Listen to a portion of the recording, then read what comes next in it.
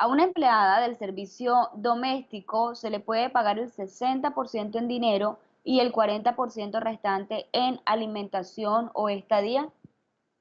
Sí, se le puede pagar siempre que el pago en especie primero corresponda a alimentación, a vestuario o habitación.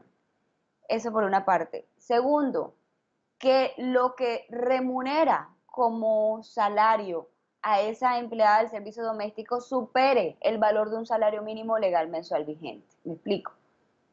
Si por regla general entendemos que los empleados del servicio doméstico tienen derecho al pago de un salario mínimo legal mensual vigente, las reglas con respecto al pago en especie no son las mismas que para cualquier empleado que devenga más del salario mínimo legal mensual vigente.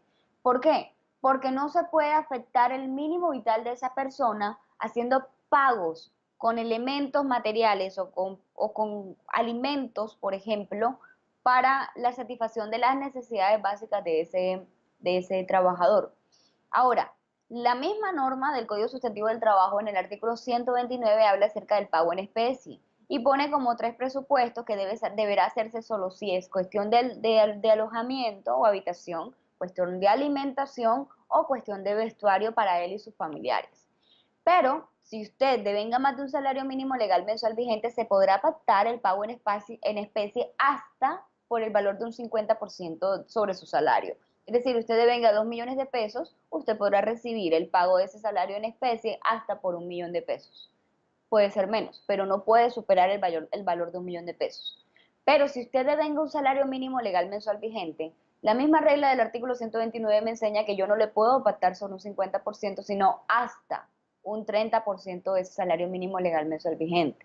Lo que entenderíamos que sería más o menos, si el salario mínimo es de 737.717 para el día del año 2017, sería alrededor de 220 y algo, es decir, ese sería el 30% de lo que correspondería a esos 737.717 y sobre ese valor que ya les he extraído es lo que usted va a poder soportar el pago del pago en especie, ¿ya?